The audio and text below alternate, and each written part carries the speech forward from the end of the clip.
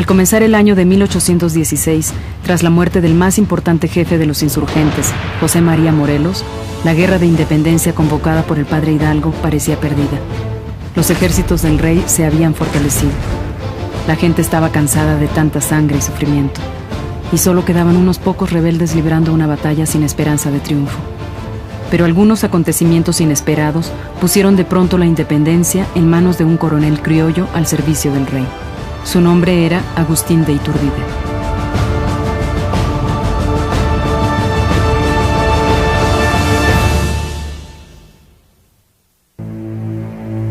La mañana del 22 de diciembre de 1815, muy temprano en San Cristóbal Ecatepec, el principal cabecilla de la insurgencia contra el orden colonial, José María Morelos, es ejecutado de espaldas al pelotón de fusilamiento.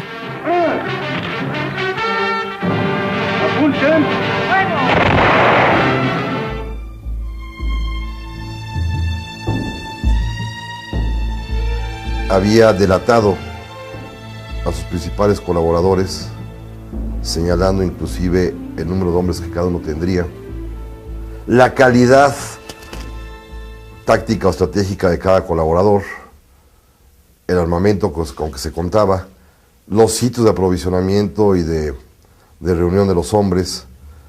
Y esta información valiosísima dada por el propio comandante en jefe derrotado, le permitió al virrey iniciar un despliegue de operaciones para golpear directamente en aquellos puntos donde Morelos había señalado tanto en su plan de pacificación como en las delaciones que hizo. La ejecución de Morelos fortalece a las tropas realistas en el campo de batalla. Las comanda con eficacia y crueldad el virrey Félix María Calleja, un militar español fogueado en las duras batallas contra la insurgencia. Entonces hay una política impulsada sobre todo por Calleja de arrasar, de instar a ciertas personalidades de los pueblos, fueran criollos, autoridades locales, a los sacerdotes principalmente, para que denuncien a los insurgentes, para que haya un reacomodo y una vuelta al orden realista. Por supuesto que los pueblos que se oponen o que se están trabajando a favor de la insurgencia son duramente castigados. Bajo el mando de Calleja, el coronel criollo Agustín de Iturbide demostrará la misma eficacia que aquel en el sometimiento de los insurgentes, y acaso una mayor ferocidad. Después de haber estudiado la forma en que otros comandantes trataron de enfrentar la guerra, Iturbide se lleva la palma de la sangre. Es realmente dentro de la guerra una de las gentes más, y lo diría, perversas desde el punto de vista militar.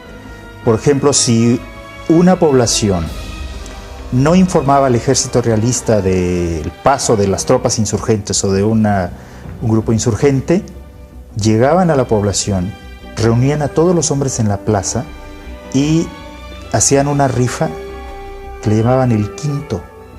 Entonces seleccionaban a 5 hombres y los fusilaban, aunque fueran inocentes, no importaba. Entre los insurgentes, las rencillas y constantes desacuerdos debilitan todavía más el movimiento. El cambio que viene después de la muerte de Morelos es radical. Primero porque causa una gran desmoralización entre todos los insurgentes. Y segundo, porque se pierde una cabeza o un liderazgo que era muy importante en la guerra.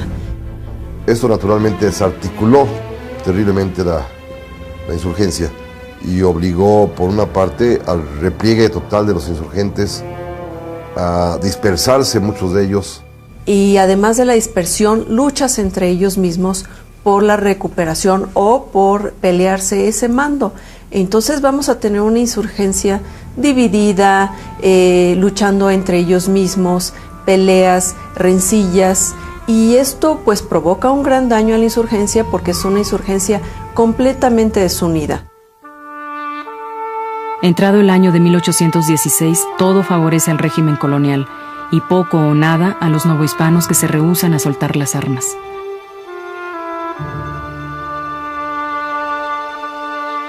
En la vieja España, el desconocimiento de la Constitución Liberal de Cádiz por parte del rey Fernando VII alienta en tierras novohispanas la represión del conservador virrey Calleja.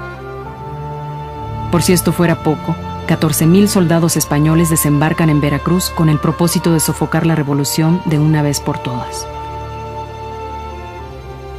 Lo que vemos es que los realistas empiezan a controlar todo el territorio, se crean comandancias militares y se militariza todo el territorio. Para aquellos insurgentes que se aferran al combate, así como para aquellos que no olvidan los liderazgos de Hidalgo o de Morelos, resulta evidente que la guerra no será la misma de antes. Superados en su capacidad estratégica y en recursos militares por las tropas del virrey Calleja, deberán resistir en adelante bajo el mando de otros hombres, los hermanos Rayón, Guadalupe Victoria, Pedro Ascencio y Vicente Guerrero. Desde antes de la muerte de Morelos, pero cada vez más tras su desaparición, los insurgentes saben que en esta guerra no tienen la suerte de su lado.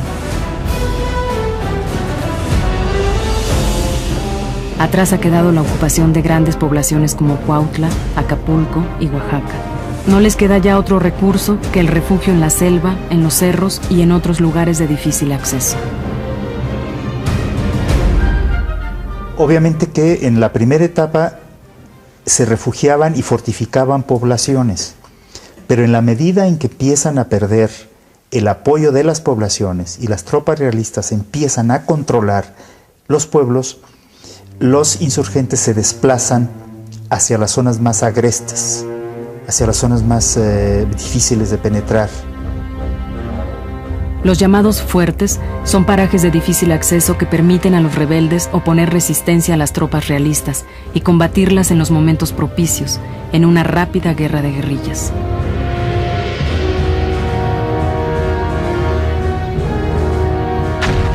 Generalmente eran cerros, montañas, que eran prácticamente inaccesibles. Si hoy día son difíciles de acceder a ellos, en aquella época debió haber sido más difícil.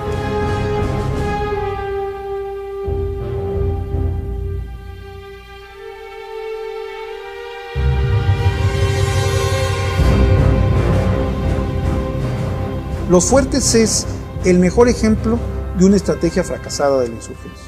Solo queda ubicarse en un punto y tratar de resistir para que no te derroten. Ya no solo para conquistar al otro, no, solo para que estés ahí y mantengas en alguna medida la insurgencia. A la defensiva en sus fuertes y madrigueras, los insurgentes parecen haber renunciado al ataque.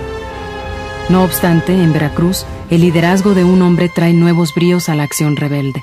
Se llama Guadalupe Victoria. Recordemos que la zona de Veracruz es vital para el comercio ultramarino, entonces la cantidad de mercancías que circulan por ahí es impresionante. Entonces él aprovecha esto. A las rutas estratégicas ocupadas por Victoria se suma la más importante de todas, el llamado Puente del Rey, en la región central del estado de Veracruz.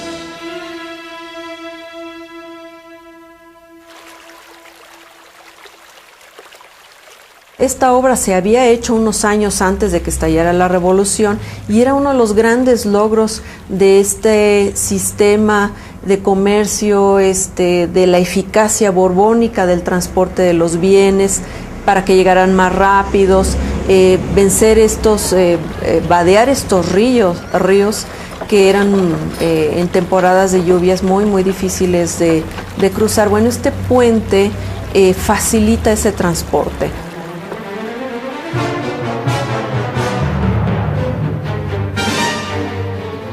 Fue una fortificación estratégica para los insurgentes, porque a través del puente controlaron todo el comercio transatlántico y controlaron el Camino Real y toda la economía de la Nueva España.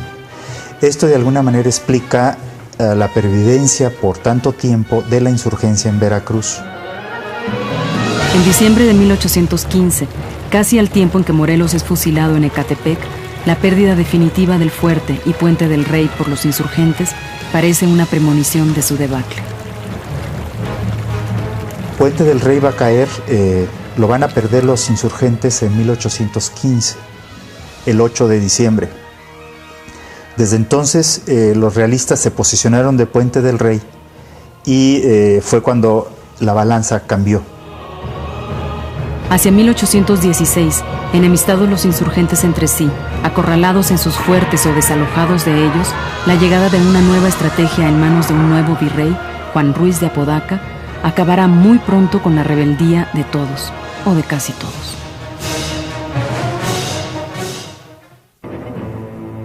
...20 de septiembre de 1816... en la Ciudad de México, la llegada de un nuevo virrey, Juan Ruiz de Apodaca, confirma el cambio de la política real hacia la guerra insurgente en la Nueva España. A la ferocidad de Félix María Calleja, el virrey saliente, sigue ahora el espíritu conciliador de Apodaca. Lo envía el rey porque es un hombre de buen corazón. El rey estaba consciente ya, Fernando VII, que tenía que cambiar de política, que ya habían sofocado a sangre y fuego la insurgencia en su etapa más virulenta, y envían a Juan Ruiz de Apodaca, que va a permanecer 5 años en el puesto. Es decir, no es un virrey de paso, un virrey con buena imagen, con buena presencia política en la corte de Madrid, y que en México es bien recibido porque viene sobre todo a cicatrizar las heridas abiertas por la guerra. La nueva estrategia ordenada desde Madrid es oportuna. Tras la enorme mortandad ocasionada por la epidemia de 1813, los sufrimientos de la guerra han terminado por doblegar en buena medida la acción insurgente. La más poderosa arma de todas aparece entonces. Se llama indulto.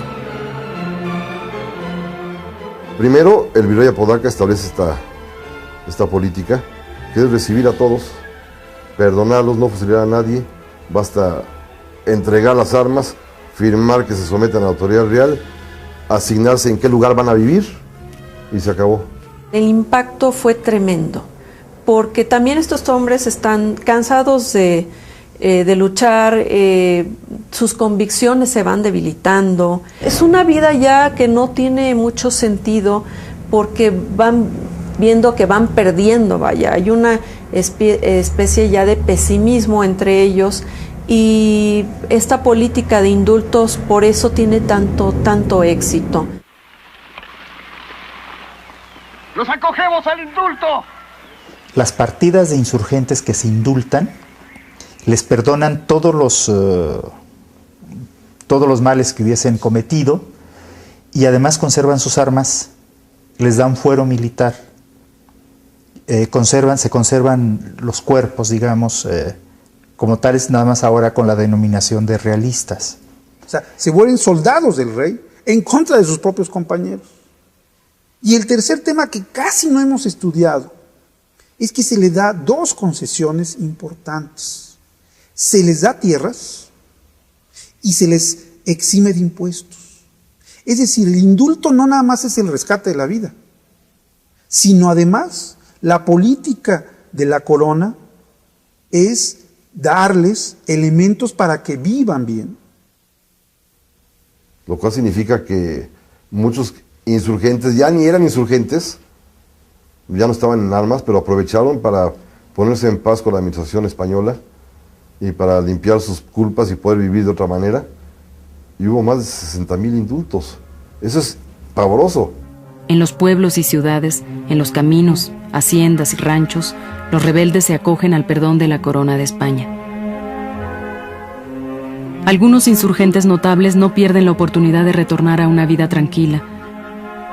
Lo hacen de este modo los generales Mier y Terán e Ignacio López Rayón, quien había heredado el mando tras la desaparición de Hidalgo y Morelos. Asimismo aceptaron el indulto tras mucho sufrimiento el abogado Andrés Quintana Roo y su esposa Leona Vicario. Como el caso de Andrés Quintana Roo y Leona Vicario, que andan trashumantes. Nace su primera hija en una cueva y le ponen Genoveva, recordando un poco la leyenda parisina. Y pues al final de cuentas, solos, abandonados en la sierra con niños, y se dan cuenta que no tienen más remedio más que ir recolectando frutos silvestres y matando animalitos para comer. A la intemperie, pues Quintana Roo y Leona Vicario deciden indultarse. Así como él y como ellos muchos habrán sido así.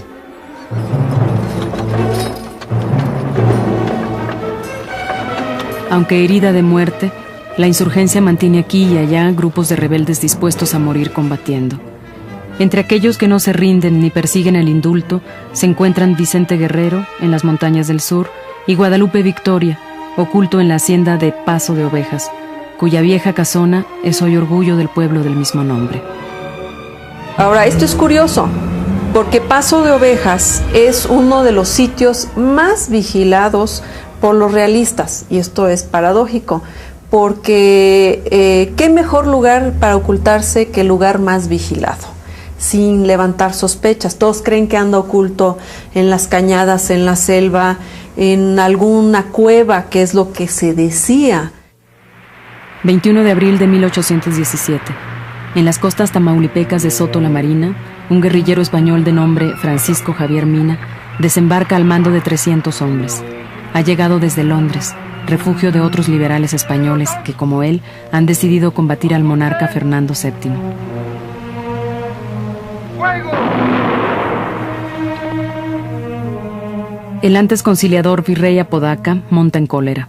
Califica a Mina de sacrílego, malvado, enemigo de la religión, traidor a su patria y a su rey.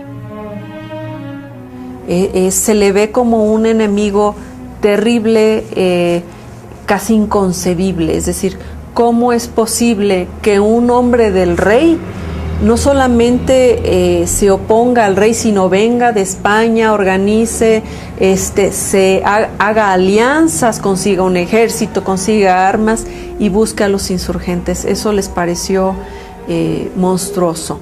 Y sí hay una reacción durísima, durísima. ¡En cada soldado que luche por la libertad! El fantasma de una insurgencia resucitada bajo el mando de un español obliga al virrey a cambiar el indulto por la espada.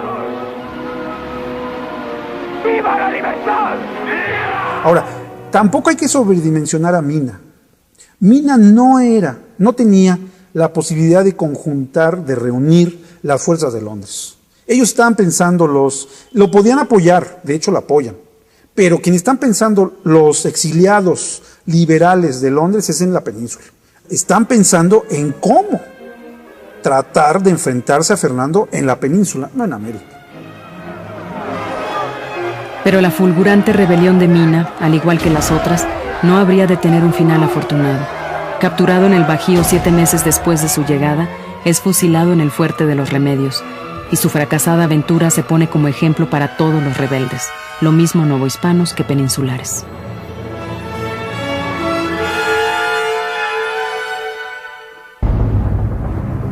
Tras la muerte de Mina, la Nueva España es un territorio devastado por la guerra, la persecución, la escasez y el odio. Transcurrida una década desde la revolución que convocó el cura Hidalgo en el pueblo de Dolores, la lucha de la insurgencia es ahora meramente simbólica. Las campañas realistas son, tácticamente hablando, más bien campañas de policía. Ya no hay operaciones militares en gran escala como las habría antes en el periodo 810-815, sino ya son mucho más localizadas, centradas fundamentalmente en la protección de los convoyes, por ejemplo, o en la persecución de gavillas insurgentes que por ahí logran aparecer, y con un ejército además que alcanzará los 80,000 hombres, cuando los insurgentes en este periodo no deben de pasar más de 4 o 5,000 en todo el territorio novohispano. Para el gobierno virreinal, como para los rebeldes que resisten en el sur bajo el mando de Vicente Guerrero, esta guerra de bajo perfil ha tomado el lugar central de la vida cotidiana. Una guerra que no se enciende del todo, pero que tampoco se termina de apagar. Se vuelve ya parte, digamos, del escenario novohispano. Claro que hay muertos, eso no lo quiero disminuir, hay batallas, pero el ejército realista sabe, estoy convencido, que ya ganó la guerra, y los insurgentes saben que solo se pueden concentrar en sus fortines para esperar mejores momentos. Bueno, pues eso es lo que sucede. Entonces, se normaliza la guerra, digamos, hay intercambios de comercio, la vida económica empiece un poco a resurgir, etcétera, etcétera.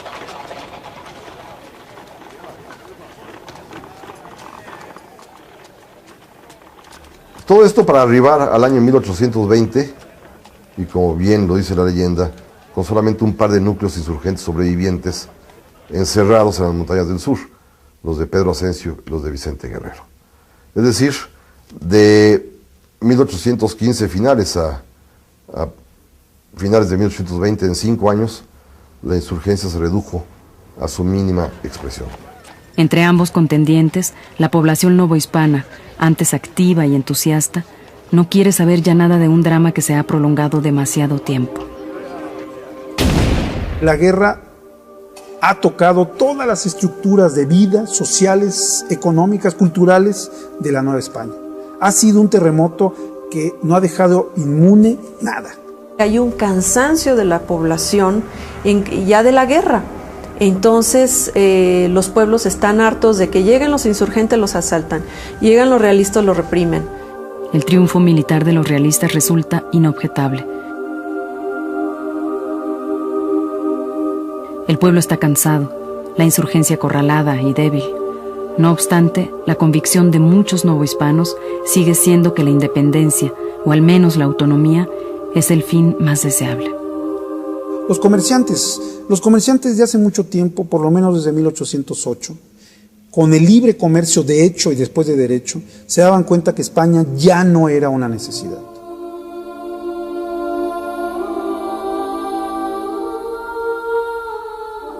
Los mineros también lo que necesitaban, y eso vieron muy bien, eso lo veo desde los mineros de Guanajuato, lo que querían es que la independencia iba a ser un elemento de pacificación.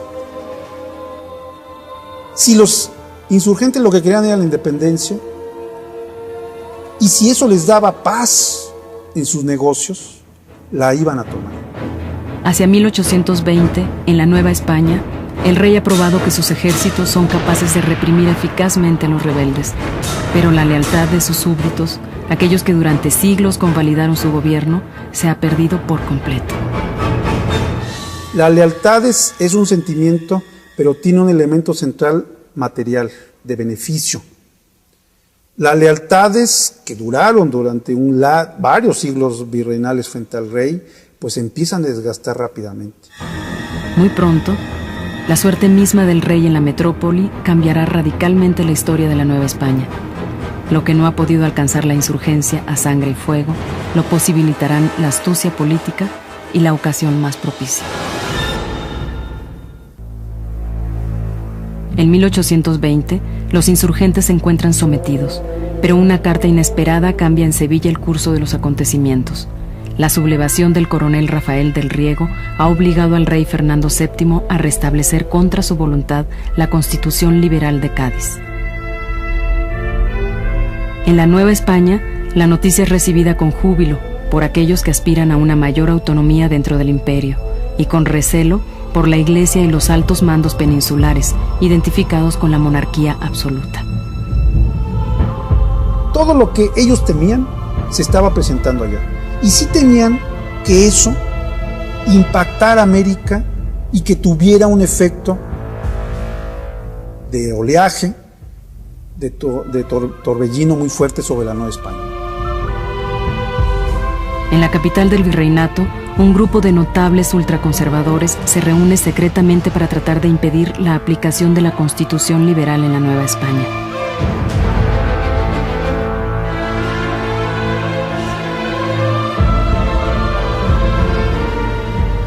En la iglesia de la Profesa, en la Ciudad de México, casa y sede de los oratorianos de San Felipe Neri, ahí se reúnen varios personajes, entre los cuales está el propio virrey. El virrey se convierte en un conspirador para detener la aplicación de la Constitución.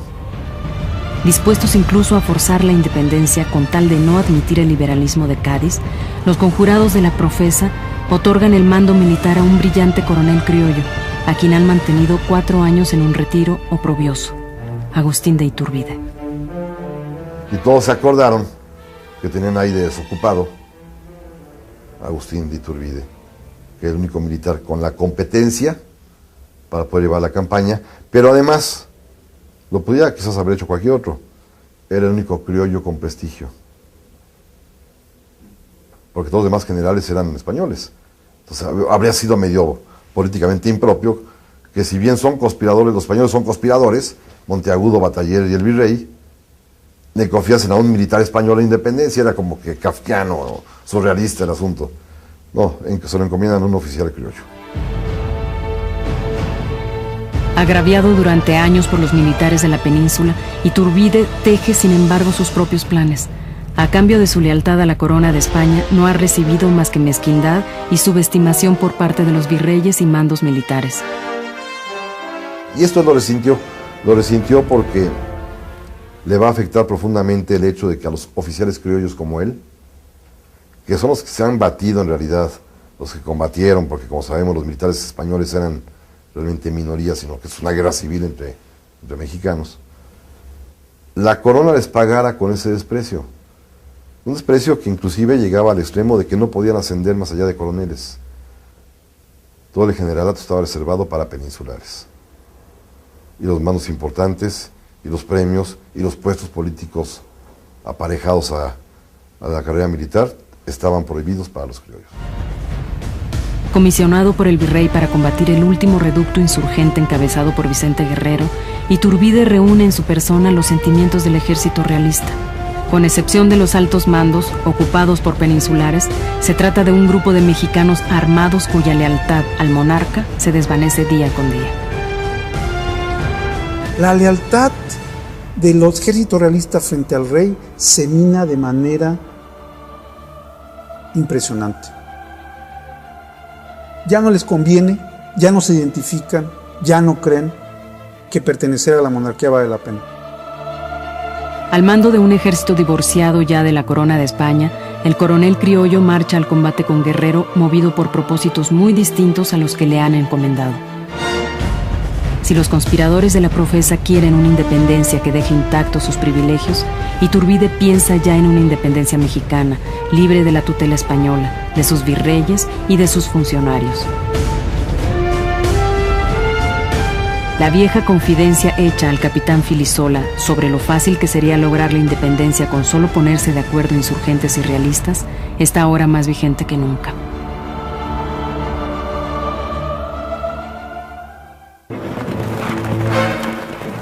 El ejército de Iturbide, muy superior a sus rivales, es derrotado en Zapotepec el 2 de enero de 1821. Pero Iturbide no busca la victoria militar, sino el acuerdo político. Entonces, bueno, hizo como que hacía la guerra. Presentó batalla una veintena de ocasiones con pequeñas partidas en donde cotidianamente eran derrotados por los estudiantes de Guerrero. ¿Lo haría a propósito, no? Yo pienso que sí. Yo pienso que sí, porque no encuentro otra explicación para que perdiera todas. Todas. Quiso ganarse la confianza de Guerrero, quizás.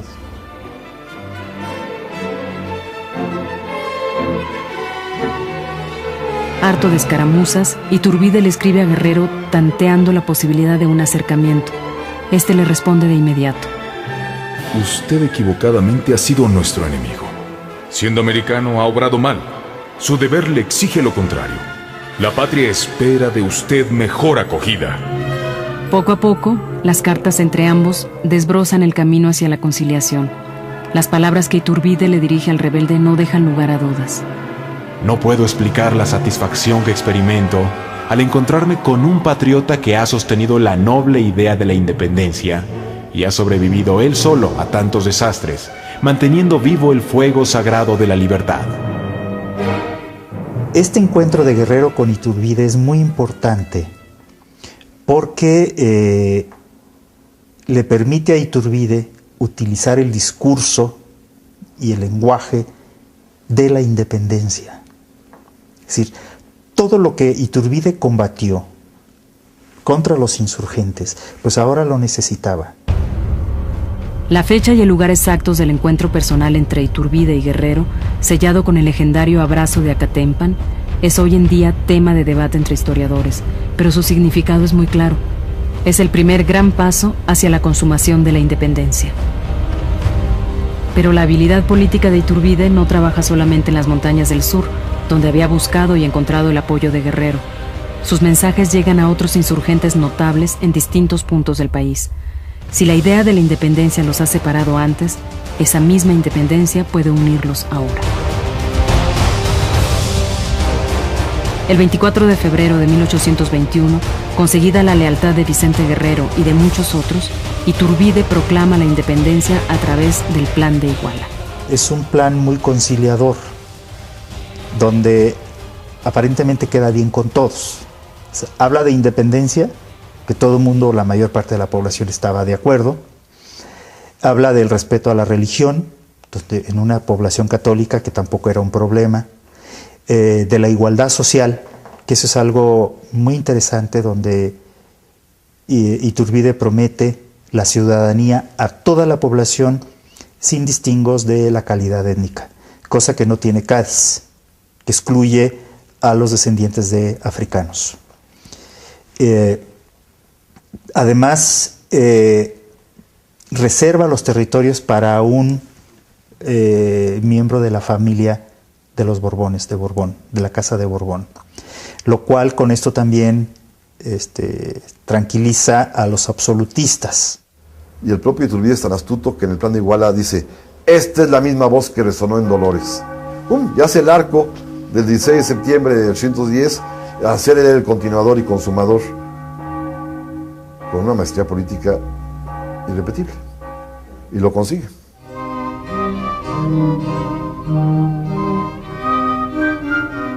Iturbide tocó la música que todos querían oír.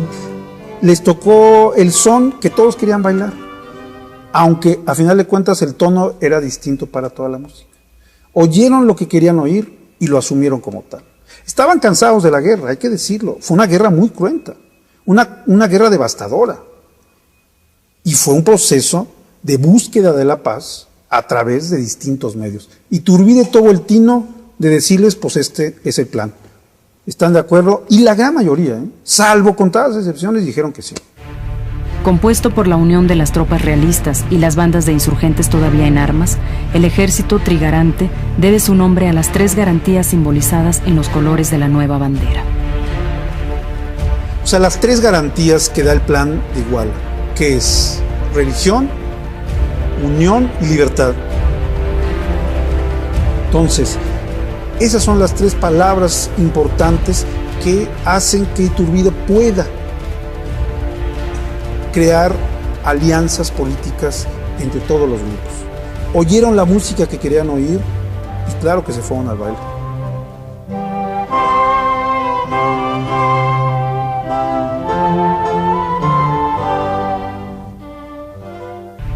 Por todo el territorio novohispano, las adhesiones al Plan de Iguala se suceden unas a otras. Comandantes, jefes políticos y antiguos insurgentes se suman al movimiento de Iturbide, al tiempo que los criollos desertan masivamente de las tropas del rey. Algo muy interesante aquí está en que el plan es adoptado casi de inmediato por todo el mundo. En 6 meses da la vuelta desde Iguala, del 24 de febrero hasta el 27 de septiembre en la Ciudad de México, en 6 meses. Casi dispararon un solo tiro, más que 2 o 3 combates esporádicos. Enfrentando poca o ninguna resistencia, los trigarantes aseguran el apoyo de Valladolid y de Guadalajara. Ocupan también Salvatierra, Celaya y Guanajuato, donde el coronel Anastasio Bustamante ofrece cristiana sepultura a los cráneos de Hidalgo, Allende, Aldama y Jiménez, que hasta entonces habían estado expuestos en la Alhóndiga. Desde la España gaditana, el nombramiento del liberal Juan O'Donoghue en sustitución del virrey Apodaca causa enorme inquietud entre los mandos peninsulares de la Ciudad de México. Cuando saben las tropas españolas, eso sí, poquitas que había, 6-7 mil soldados, que viene un nuevo virrey con otro título, pero además es liberal, masón, enemigo de ellos, enemigo del rey, y viene a gobernar, y se dan cuenta que Apodaca pues, se sienta para esperar a que llegue su relevo, porque es un buen hombre que no combate. Los propios militares españoles en la Ciudad de México deponen al virrey Apodaca, eligen a uno de ellos, Francisco Novela, como virrey interino, y se preparan para resistir y oponerse a los insurgentes, ahora trigarantes. Se trata, no obstante, de un golpe tardío, condenado al fracaso. Desembarcado en Veracruz el 30 de julio de 1821 con el título de jefe político superior de la Nueva España, O'Donoghue sabe que en realidad el dominio de la antigua colonia está perdido. Se encuentra a los soldados todos enfermos en Veracruz, con reportes de que todo el territorio ya se había independizado, donde no había dinero, no tenía nada. Entonces es muy interesante la descripción que hace de la situación, y además muy claro, muy lúcido. Y a lo que concluye es que la mejor manera de salvar los intereses de la monarquía española es firmando un acuerdo con Iturbide, y de ahí se firman los tratados de Córdoba. En la ciudad veracruzana de Córdoba, el así llamado último virrey de la Nueva España acepta el pacto propuesto por Iturbide. Por medio de él se reconoce la independencia como un hecho consumado, basado en el Plan de Iguala.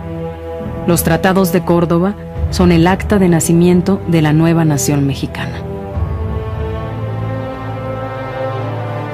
Que si bien todo el mundo argumenta que no tienen validez diplomática internacional porque O'Donoghue no tenía poderes para firmarlos, políticamente son fundamentales porque es, para el efecto interno, el reconocimiento de que el último virrey o jefe político superior se estaba rindiendo. Que reconocen que ya no puede el gobierno español conquistar o reconquistar sus imperios, que debe de retomar las discusiones que hay en las Cortes para tratar de llegar a un buen acuerdo sin destazar, o al menos sin acabar y cortar de tajo las relaciones comerciales, económicas, políticas entre la madre patria y el virreinato. El propio Iturbide lo dijo cuando se reunió con él: desatemos el nudo sin romperlo. Rendido ante la legítima autoridad que venía de España, por una parte, y ante el triunfo militar de Iturbide, por otra, el virrey usurpador Francisco Novella entrega los restos de su real ejército a O'Donoghue el 13 de septiembre. Una semana después, al grito de ¡Viva el Rey!, los últimos soldados españoles abandonan la extinta colonia para no volver. El 27 de septiembre de 1821, el victorioso Agustín de Iturbide entra a una engalanada Ciudad de México a la cabeza del ejército trigarante. Llegaron a la Ciudad de México desde el día 20-22 y se esperaron hasta el día 27.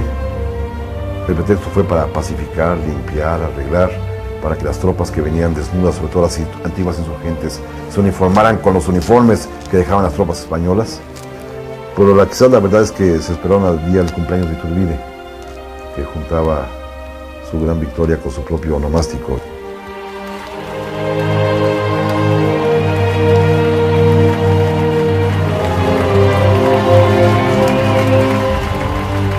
Y el desfile pues fue, según lo narran los historiadores y según se ha visto inclusive en las litografías y pinturas que hay de ese momento, fue apoteósico.